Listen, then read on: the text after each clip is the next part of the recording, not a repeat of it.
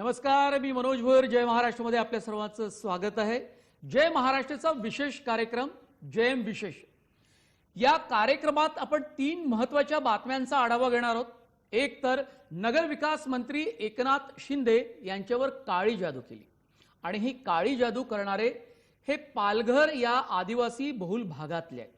आदिवासी भागांमध्ये तसेही अंधश्रद्धेचं प्रमाण हे खूप मोठं असतं आणि तिथे खऱ्या अर्थानं जनजागृती करण्याची गरज आहे. महाराष्ट्र सरकारचा कायदा तर आहेच, पण या कायद्याची अंमलबजावणी करताना सरकार कुठे काही कमी पडतं का हा प्रश्नही निर्माण झालेला आहे.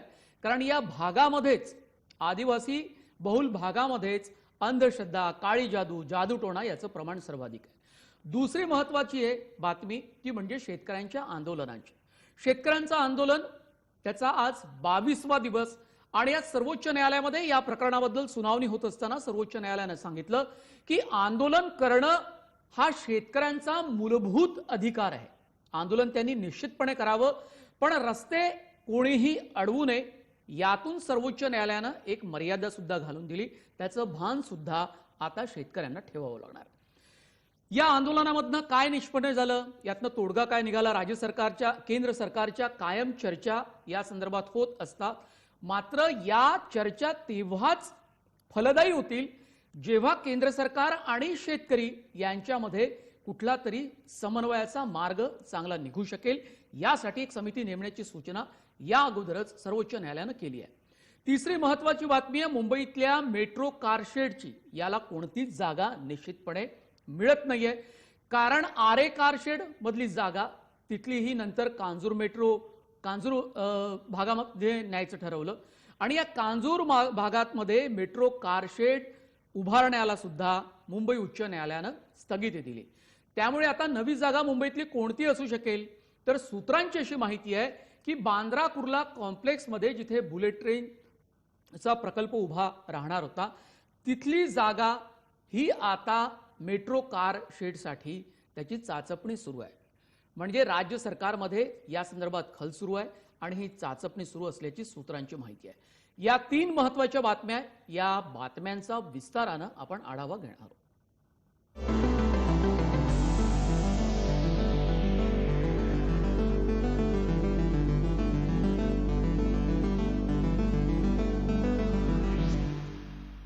पालघर जिल्ह्यामध्ये एक अत्यंत विचित्र प्रकार घडला आणि तो आहे नगरविकास मंत्री एकनाथ शिंदे यांच्या बाबतचा. त्यांच्यावर काळी जादू केली. पालघर जिल्ह्यामध्ये एक विचित्र प्रकार, राज्याचे नगरविकास मंत्री एकनाथ शिंदे यांच्यावर काळी जादू केली जात असल्याचा प्रकार समोर आला. या प्रकरणी कृष्णा बाळू कुरकुटे, संतोष मगरू वारडी या दोघांना अटक करण्यात आली.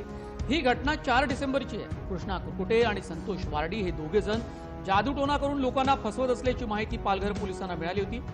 त्यानंतर पोलिसांनी त्यांच्या घरावर छापा टाकला. त्यावेळी त्यांनी जादूटोण्याचं साहित्य आणि त्यात एकनाथ शिंदे यांचा फोटो त्यांना सापडला. यानंतर पोलिसांनी पुढचा तपास सुरू केला. मात्र संवेदनशील प्रकरण असल्यामुळे याविषयी पोलीस आणि जवळपासचे नागरिकही काही बोलायला तयार नाही. हा भाग आदिवासी बहुल आहे. शिक्षणाचा अभाव आणि परंपराचा पगडा यामुळे या भागात जादूटोण्याचे प्रकार कायमच घडत असतात. त्यासाठी अगदी गुजरातमधूनही इथे लोक येतात.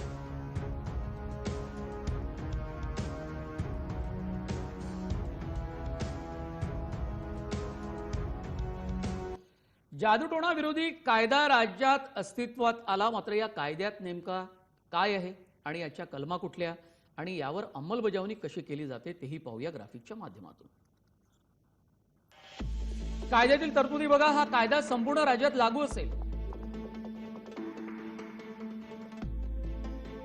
थोडक्यात या कायद्याला अंधश्रद्धा निर्मूलन कायदा म्हणतात. अर्थात या कायद्याचं नाव खूप लांब आहे. हा कायदा 26 ऑगस्ट 2013 या तारखेपासून अंमलात आला. कोणीही स्वतः किंवा इतर कोणामार्फत नरबळी आणि इतर मानुष अनिष्ट आणि अघोरी प्रथा आणि जादूटोणा करणार नाही किंवा त्याचा प्रचार किंवा आचरण करणार नाही किंवा इतर कोणाला करायला लावणारही नाही. दोषीला 6 महिने ते 7 वर्षांपर्यंत तुरुंगवास ही कायद्यातली तरतूद आहे. तसंच 5,000 पासून 50,000 पर्यंत दंडाची तरतूदही केली आहे. कायद्याचं उल्लंघन करणाऱ्याला इतका मोठा दंड होऊ शकतो.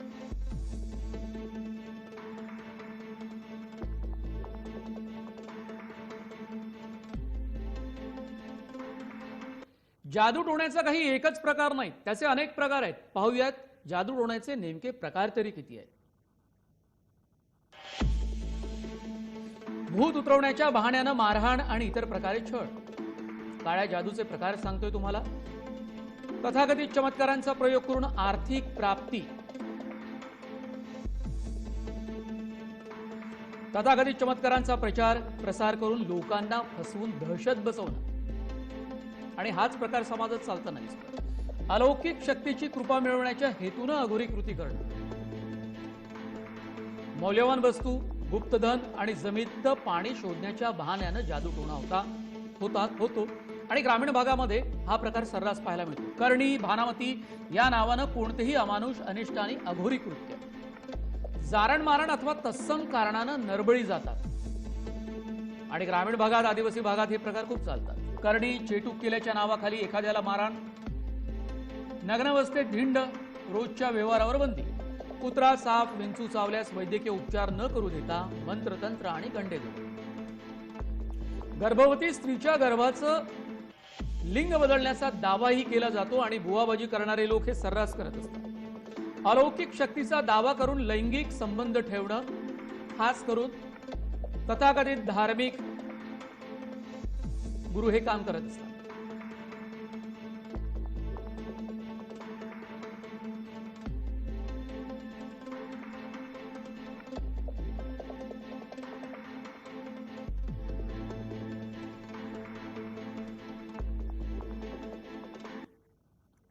या संदर्भात महाराष्ट्र अंधश्रद्धा निर्मूलन समितीचे कार्यकर्ते हमीद दाभोळकर यांनी आपली काही मतं मांडली आहेत, ती पाहूया. गेल्या काही दिवसांच्या पूर्वी शहापूर तालुक्यामध्ये देखील अंधश्रद्धेच्या प्रभावामुळे काही मुलांनी आत्महत्या केल्याचं समोर आलेलं आहे. खास करून महाराष्ट्राचा जो ग्रामीण आणि आदिवासी बहुल भाग आहे त्यावरती अंधश्रद्धांचा अजूनही खूप मोठा पगडा आहे. इथे तर थेट मंत्र्याच्या नावावरती काळी जादू करून त्याला त्रास देण्याचा प्रयत्न जो प्रत्यक्षात होत नाही हे समाजाला प्रबोधन करून सांगण्याची आपली गरज आहे. तर मला वाटतं शासनाने या निमित्तानं तरी या बाबतीत पुढाकार घ्यावा आणि जे ग्रामीण आणि आदिवासी बहुल तालुके आहेत त्या तालुक्यांमध्ये जादूटोणा विरोधी कायद्याची प्रभावी अंमलबजावणी व्हावी. केवळ कायदा करून भागत नाही तर त्याची अंमलबजावणी सुद्धा तितकीच प्रभावी करावी लागते आणि यासाठी सामाजिक कार्यकर्त्यांसोबत सरकारच्या प्रतिनिधींनीही तितकंच जोरकसपणे काम करण्याची गरज असल्याचं मत अखिल भारतीय अंधश्रद्धा निर्मूलन समितीचे ज्येष्ठ कार्यकर्ते आणि या क्षेत्रात गेल्या 30 वर्षांपासून काम करणारे संजय इंगळे तिगावकर यांचंही मत आपण पाहूया. अंधश्रद्धा निर्मूलन समिती गेल्या 40 वर्षांपासून सातत्यानं अशा अतार्किक आणि अवैज्ञानिक अंधश्रद्धांविरुद्ध लढा देते आहे. हा विचार, वैज्ञानिक दृष्टिकोन अधिक जोमानं रुजावा आणि कुणाचाही अंधश्रद्धेपोटी जीव जाऊ नये यासाठी महाराष्ट्रात हा कायदा अस्तित्वात आला आहे. जगात कुठेही जादूटोणा अस्तित्वात नाही, जादूटोणा करून कोणी कोणाचा जीव घेऊ शकत नाही हे गेल्या 4 दशकांपासून अंधश्रद्धा निर्मूलन चळवळ सातत्यानं सांगते आहे. आणि तरीही अशा गुन्हेगारी स्वरूपाच्या घटना आपल्या अवतीभोवती घडत असतील, लोकांच्या मनात कायद्याबाबत धाक उरला नसेल तर आम्ही कायद्याचा प्रचार प्रसार करण्यामध्ये कुठेतरी कमी पडतो आहोत असा त्याचा अर्थ होतो. राज्य सरकारला जर या महाराष्ट्राचा चेहरा मोहरा पुरोगामी आणि बुद्धिप्रामाण्यवादी, विवेकवादी ठेवायचा असेल तर कायद्याचा प्रचार आणि प्रसार अधिक जोमानं कसा करता येईल, अधिक व्यापक प्रमाणात कसा करता येईल यासाठी स्वतंत्र मोहीम उघडण्याची गरज आहे. या कायद्याचा प्रसार करणं केवळ समाजाचंच नव्हे तर राज्य सरकारच्या हिताचं काम ठरेल असं माझं प्रामाणिक मत आहे. जेम विशेषमध्ये काळी जादू, जादूटोणा या आणि अंधश्रद्धा या बातमीचा आपण आढावा घेतलाच आहे. या बातमीनंतर आणखी देशातली सर्वात महत्त्वाची बातमी, त्याचा आढावा आपण घेतोय आणि ते म्हणजे दिल्लीच्या सीमेवर सुरू असलेलं शेतकऱ्यांचं आंदोलन. आंदोलनाचा 22वा दिवस आहे. हे आंदोलन मागे घ्यावं आणि कायदे मागे घ्यावेत अशा मागण्या करणाऱ्या विविध याचिका सर्वोच्च न्यायालयात दाखल झाल्या. त्यावर एकत्रितरित्या सुनावणी झाली. यावेळी शेतकऱ्यांना आंदोलन करण्याचा पूर्ण अधिकार आहे असा निर्वाळा सर्वोच्च न्यायालयानं दिलाय. 18 डिसेंबरपासून 4 जानेवारीपर्यंत सर्वोच्च न्यायालयाला हिवाळी सुट्टी असेल. या काळात कोणत्याही पक्षाला गरज वाटल्यास सुट्टीतल्या खंडपीठासमोर जाण्याची मुभा देण्यात आली. मात्र खटल्याच्या अंतिम निर्णयापर्यंत कृषी कायद्यांची अंमलबजावणी करू नका असे स्पष्ट निर्देश सर्वोच्च न्यायालयानं केंद्र सरकारला दिले आहेत. त्याचवेळी दिल्लीच्या सीमेवर शेतकऱ्यांचं आंदोलन सुरू राहू शकतं, मात्र शेतकऱ्यांना रस्ते अडवण्याचा अधिकार नाही असंही न्यायालयानं स्पष्ट केलं. आंदोलनादरम्यान जीविताची किंवा मालमत्तेची हानी होता कामा नये असं न्यायालयानं आंदोलकांना बजावलं सुद्धा. त्याच वेळेला या आंदोलनात हिंसा भडकवण्याचे प्रयत्न होता कामा नयेत असं केंद्राला न्यायालयानं बजावलंय. केंद्र सरकार आणि शेतकऱ्यांदरम्यान चर्चेच्या इतक्या फेऱ्या होऊनही काहीही निष्पन्न झालेलं नाही, त्यामुळे यासाठी समिती स्थापन करावी अशी सूचना सरन्यायाधीशांनी केली आहे.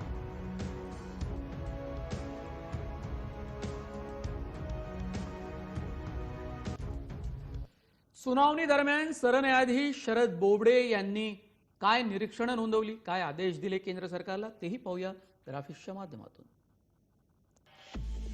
शेतकऱ्यांना कायद्याविरोधात आंदोलने करण्याचा मूलभूत अधिकार आहे, सर्वोच्च न्यायालयाचा निर्वाळा.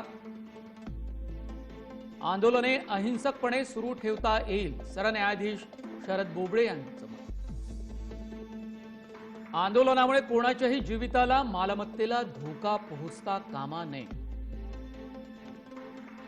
अंतिम निर्णयापर्यंत कृषी कायद्यांची अंमलबजावणी करू नका, सर्वोच्च न्यायालयाचे केंद्र सरकारला आदेश. केंद्रानं समिती स्थापन करून चर्चा करत तोडगा काढावा, ही महत्वाची सूचना आहे केंद्र सरकारला. समितीमध्ये शेतीचं ज्ञान असलेले स्वतंत्र सदस्य असावे. समितीनं दोन्ही बाजू ऐकून न्यायालयाला अहवाल द्यावा.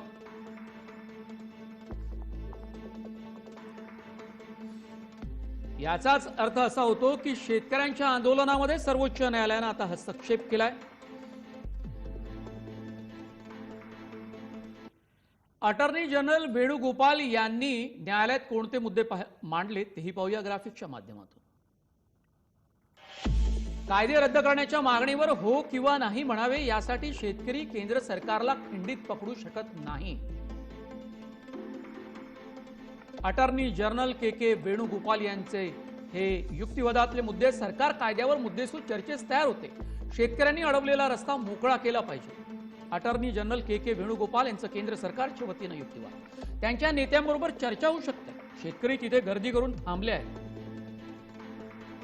शेतकरी त्यांच्या गावी परत जातील तेव्हा वणव्यासारखा कोरोना आजार पसरवतील असा युक्तिवाद के वेणुगोपाल यांनी न्यायालयात केला आहे.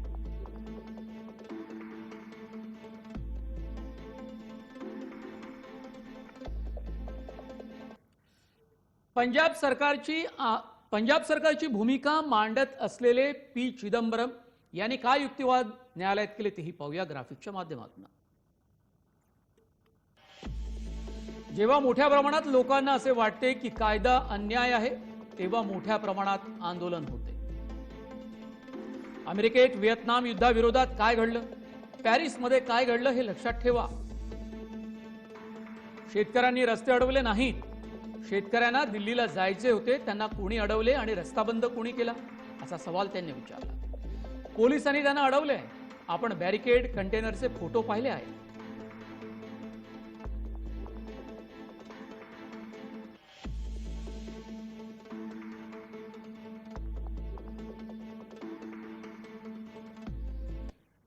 शेतकरी आंदोलनाचे नेते महेंद्र टिकेत यांच्याशी काही वेळांपूर्वी आम्ही बातचीत केली, ती सुद्धा ऐकूया. सरकार हम भी तो कह रहे हैं ना कि आप ऑप्शन क्यों दे रहे हैं, आप बात करो. मतलब कंडीशनल थोड़ा कहा, सुप्रीम कोर्ट ने कहा आगे बात करो और शांतिपूर्ण तरीके से आपका धरना चल रहा, आप धरने को चलाओ और सरकार से बात करो. हम सरकार से बात करना चाह, सरकार करनी नहीं चाहती बात. आज 21 सरकार कंडीशन लगाती है कि हम ये नहीं कर लेंगे. भाई वो तो कमरे के अंदर की बात है. बातचीत होने से पहले अगर फैसला सुना जाएगा तो इसका मतलब तो उन्होंने अपना फैसला तो सुना दिया. अच्छा, बात क्या तय होगी वहां की बात है ना, तो कमरे के अंदर की. भाई सरकार के पास में मिनट्स है, उसको वो सार्वजनिक करने मिनट्स को. उनके पास में वो रिकॉर्डिंग है. जो बातचीत हुई तो समाज के सामने टीव्ही चॅनल पाहणार. शेतकरी नेते राकेश टिकेत यांच्याशी केलेली बातचीत आपण ऐकलेली आहे. शेतकऱ्यांच्या या आंदोलनावर ते आक्रमक होताना दिसत आहेत आणि मागण्या पूर्ण होत नाही तोपर्यंत हे आंदोलन सुरू राहील असा इशारा पुन्हा एकदा त्यांनी दिला आहे. शेतकरी आंदोलनाला राज्यातून वाढता पाठिंबा मिळतोय. पश्चिम महाराष्ट्रातल्या साहित्यिकांनी शेतकरी आंदोलनाला पाठिंबा दिलाय. जवळपास 25 पेक्षा अधिक साहित्यिकांनी एकत्र येत शेतकऱ्यांना पाठिंबा दिलाय. ज्येष्ठ साहित्यिक चंद्रकुमार नलगे, शरद गायकवाड, राजाभाऊ शिरगुप्पी, आप्पासाहेब खोत, किसनराव कुराडे यांचा त्यामध्ये समावेश आहे. सरकारनं शेतकऱ्यांच्या हिताचा निर्णय घ्यावा अशी विनंती हे साहित्यिक पंतप्रधान नरेंद्र मोदींना पत्र पाठवून करणार आहेत.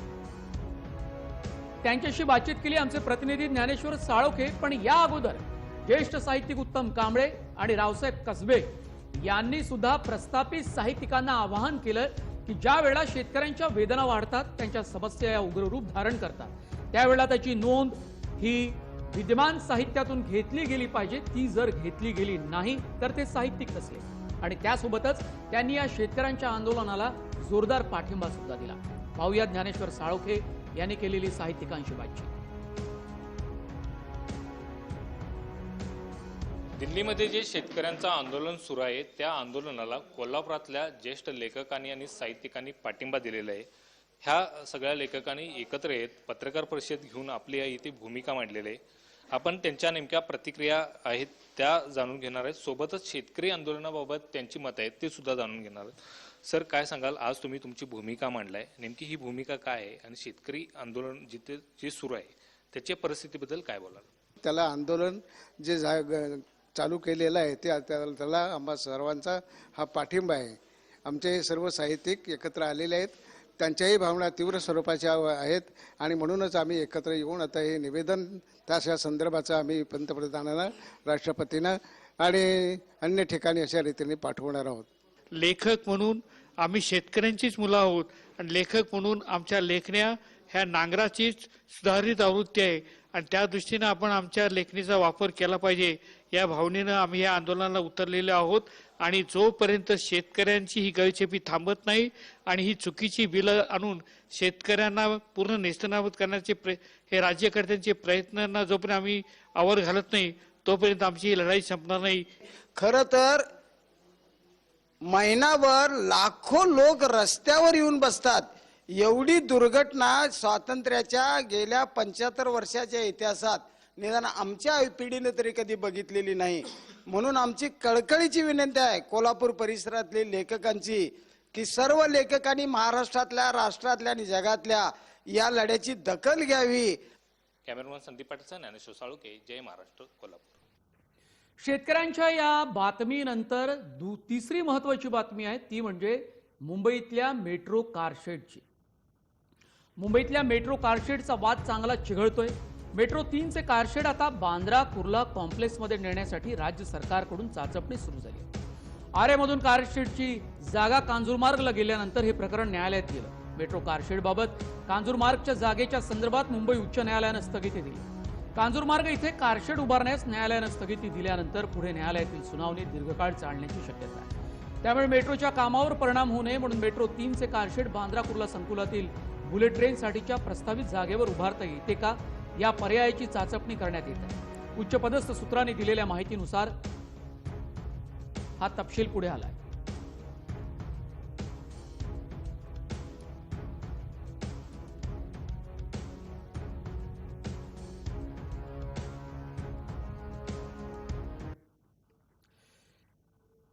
या मुद्द्यावरून राज्याचं राजकारणही तापलं. शिवसेनेचे खासदार संजय राऊत यांनी थेट न्यायालयाच्या निर्णयावर टीका केली आहे. त्यावर भाजप नेते प्रवीण दरेकर यांनी आक्षेप घेतलाय. या दोघांची वक्तव्य काय आहे, आरोप प्रत्यारोप काय आहे तेही पाहूया.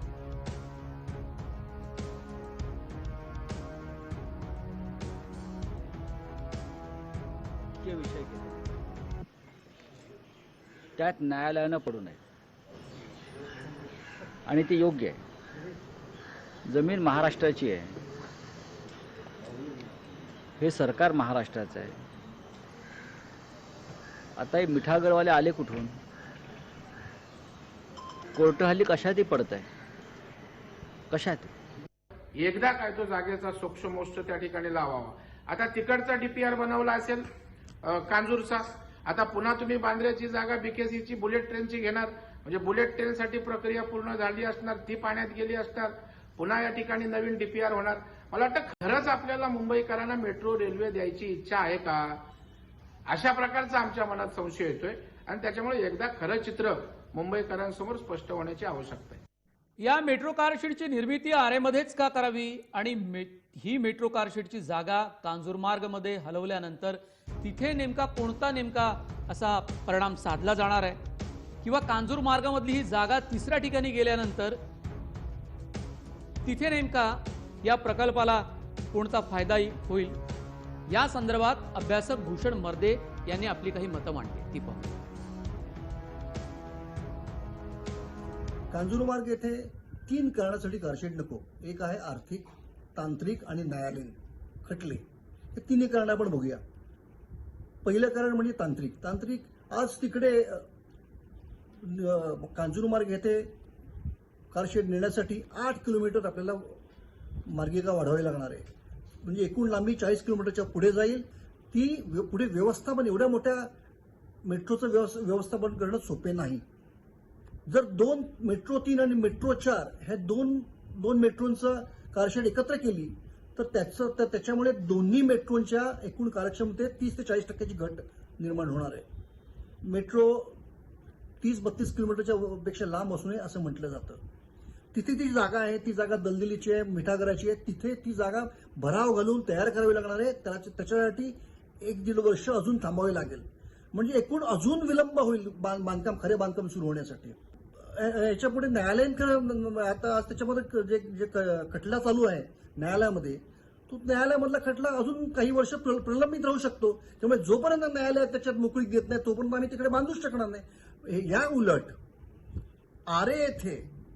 आरे येथे जी जागा आहे ती सरकारी जागा आहे, विनामूल्य आहे. तिथे ऑलरेडी काम झालेलं आहे. जर 2-2.5 वर्ष हा जर मेट्रो पुढे सरकली तर त्याच्यामुळे एकूण 3,500 कोटीचं नुकसान होईल. आणि आज आरेवर 450 कोटी रुपये खर्च केलेले आहेत. एकूण 6,000 ते 7,000 कोटीचा खर्च करून मेट्रो प्रलंबित करून मुंबईकरांच्या हालपेष्टात अजून किती वाढ करणार, हा साधा प्रश्न आहे. हे सगळं टाळायचं असेल तर आरे हा एकमेव पर्याय आहे. मेट्रो प्रकल्प रखडल्यानं खरं तर सामान्य मुंबईकरांचंच नुकसान होणार आहे. मात्र सरकारची वेगळी भूमिका, विरोधकांची वेगळी भूमिका, आरोप प्रत्यारोप सातत्यानं सुरू आहे. या सगळ्या वादामध्ये अभ्यासक स्टॅनिल दयानंद यांचं काय म्हणणं आहे तेही पाहूया.